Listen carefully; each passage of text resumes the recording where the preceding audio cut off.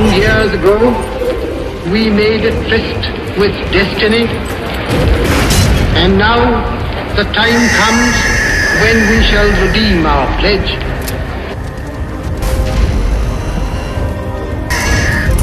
At the stroke of the midnight hour, when the world sleeps, India will awake to life and freedom.